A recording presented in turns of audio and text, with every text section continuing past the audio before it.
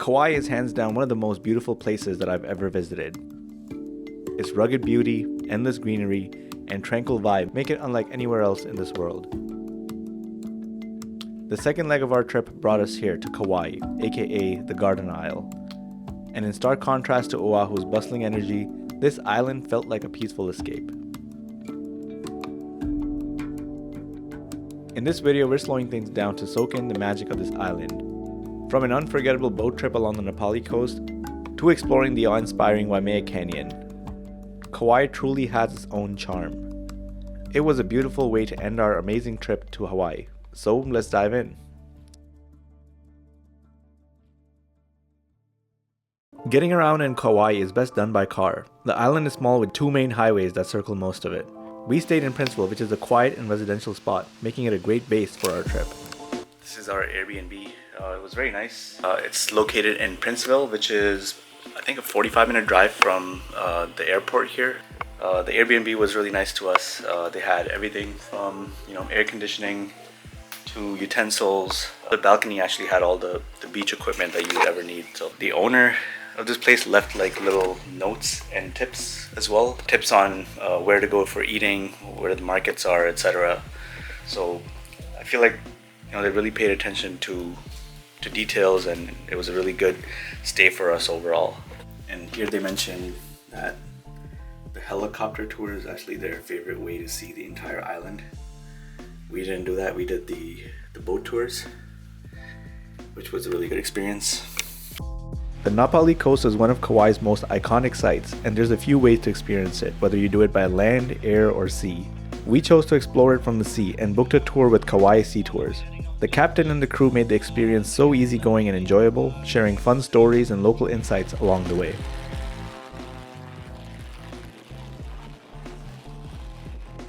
The specific tour we chose included a snorkeling stop, but the water was a bit rough that day, so we couldn't make that happen. The tour also included plenty of snacks, drinks, and a full lunch, which made the whole experience so much more enjoyable as we soaked in the views of the coastline. We spotted plenty of wildlife on the tour as well, including whales and turtles. While we didn't get lucky enough to see dolphins that day, the crew mentioned that dolphins often join the boats, swimming alongside for a while. Definitely something to look out for.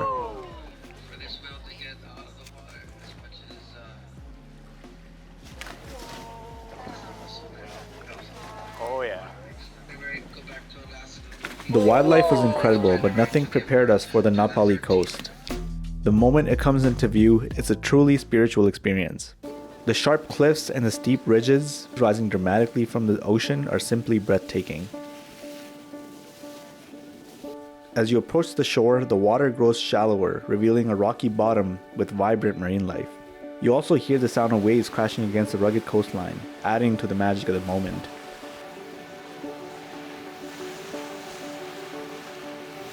The captain's skill was truly impressive as he maneuvered the boat close to the shore, even entering sea caves along the way. As we drifted through the caves, he shared fascinating stories of local myths and legends tied to the Nepali coast, adding an even deeper layer to the whole experience.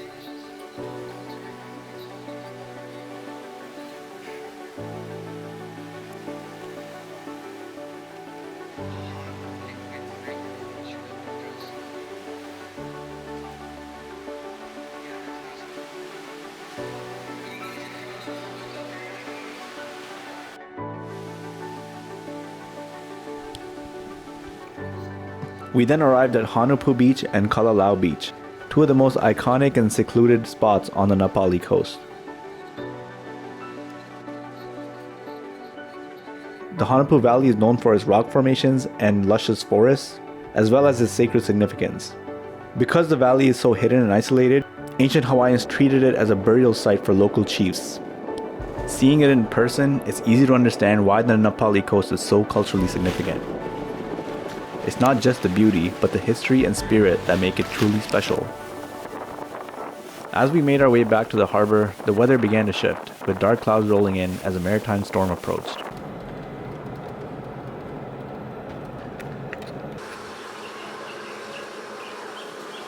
After picking up some souvenirs, we headed to one of the top-rated poke spots in Hawaii, Hanalei Poke. Their poke is something special, made with finely chopped ahi mixed with a blend of fresh vegetables, spices, mint, and some crispy fried onions. Trust me when I say this, it's hands down the best poke you'll ever have.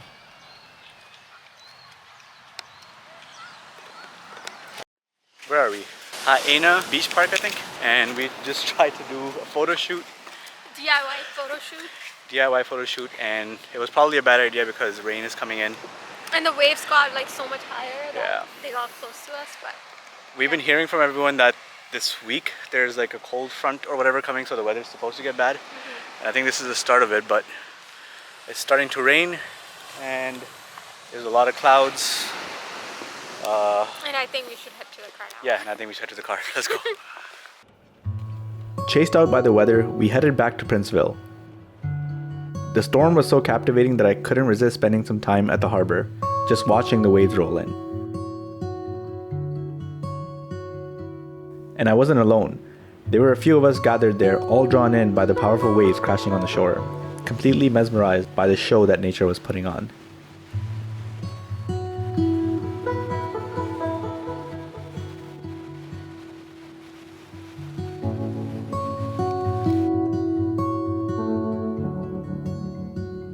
The next day, with the storm behind us, we started off with a visit to the Kauai Coffee Company before making our way to the stunning Waimea Canyon. So today is Thursday, it's our second last day in Kauai. We're starting off our day by going to the Kauai Coffee Company. It used to be a sugar plantation, if I'm not mistaken, and they've turned it into a coffee farm ever since the sugar plantations went out of business here. It's a rainy day, which is pretty common for Kauai. It's a tropical rainforest type of island, so there's a lot of greenery, a lot of rain.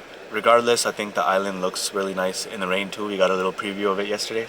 But yeah, today we're gonna explore the west coast of Kauai. So we're gonna go to the coffee farm first to grab coffee. That'll be the start of our day. And afterwards, we're gonna head towards the Waimea Canyon. They call it the Grand Canyon of Hawaii. So we're gonna go check it out. A former sugar plantation turned coffee farm, Kauai Coffee Company is the largest coffee grower in the United States.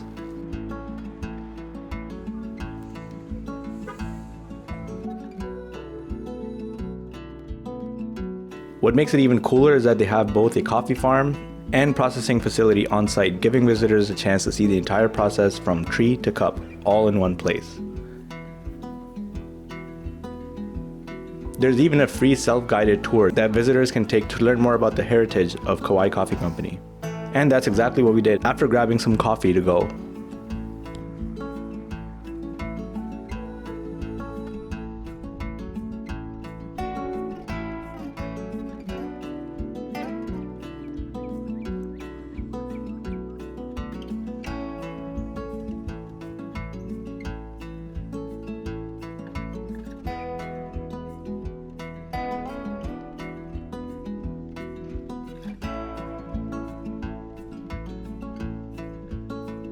Then we made the short drive over to Waimea Canyon.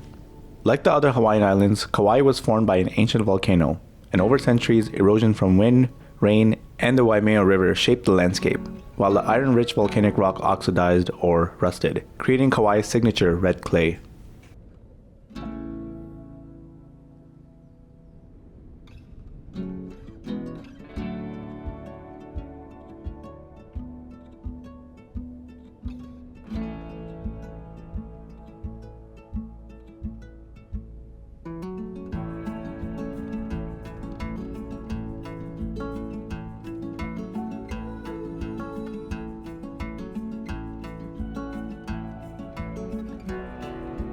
We drove along Waimea Canyon Drive, a winding road that stretches nearly 20 miles through the canyon, offering countless viewpoints and scenic outlooks.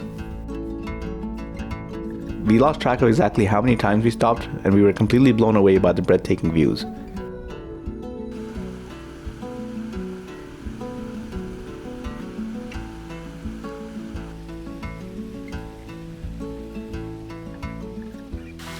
It's literally like pink.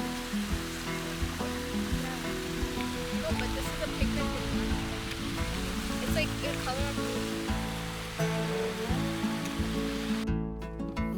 Eventually we made it to the top above the fog where you can normally see the Kalalau Valley. But unfortunately with the fog you couldn't really see much of anything. With that, we decided to head back to our Airbnb and call it a day. Then it was Friday, our last day in Kauai. We had one final stop to make, which was JoJo's Shave Ice. Known for their traditional recipe, they use all natural syrups and add a scoop of vanilla or macadamia nut ice cream at the base. It was the perfect refreshing treat for a hot and sunny day. This is really good.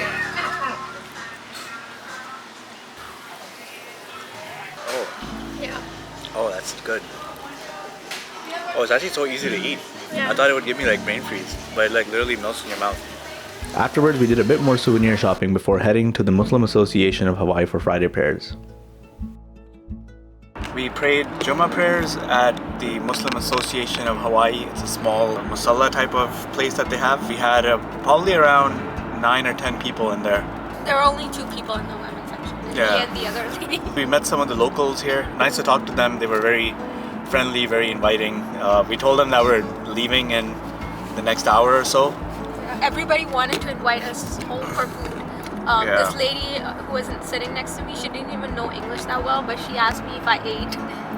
And I think everybody just wanted to invite us over for food, but we were just leaving. So it was kind of sad, otherwise we would have went over. Then afterwards, after Jummah prayer, we went to the coconut marketplace. We did a bit of souvenir shopping. We also tried shaved ice for the first time, which was really, really good. I thought it wouldn't be that good because I thought it was just ice and like syrup, but it actually exceeded my expectations. It's not just ice, they have ice cream at the bottom. So. Yeah, so on top they have shaved ice, and then underneath it we had macadamia nut ice cream. Which surprisingly goes really well with like anything that is fruity. Yeah, it was really good. I kind of want to have it again, but I don't think we have time to have it again. I'm glad we had it the last hour because that was like the last thing on my bucket list that I wanted to have. Yeah, that was one thing that we didn't eat here. Yeah, otherwise I think I tried pretty much all the local halal food that we could have tried. It's officially the end of our Kauai trip, and I feel sad looking at the mountains driving by. But... And the weather is so beautiful today, yeah, it makes it really worse. Leaving this weather and going to Canada back to like, I've heard from everyone in my family that there's a snowstorm there, so... Yep, we're going back to snow and I'm not cold. excited. I think the next time I would probably plan in a way where there's more time in Kauai because there's more activities here. It's just like our type of place. It's not it's that. our type of place. Because a lot of like Honolulu is a bigger island and a lot of people like it way more than Kauai, but I think we like it because there's a lot of nature and you feel like you're in a village. We love that. There's a lot of nature, there's food trucks everywhere. There's like one highway, literally just one highway that goes across the whole island. And this place is not meant for like bustling parties or nightlife here. People just sleep. Oh yeah, it gets dark. There's there's barely any street lights. It's a different lifestyle, but it's been a good trip. Before heading out, we also went to a Hawaiian chain called L&L Barbecue. We regret not trying their food earlier, but their seafood plate with fried shrimp is to die for, and we highly recommend having it at some point if you're heading to Hawaii.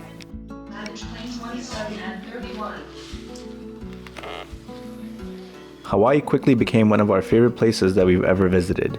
Its breathtaking nature, rich culture, and laid-back atmosphere was something that we haven't experienced anywhere else. On a more personal level, this trip sparked my curiosity about the ocean, and I even got open water scuba certified a few months later after coming back home. We'll show you more of that in an upcoming video. We can't wait to make another visit to Hawaii at some point in the future, but for now, it was goodbye.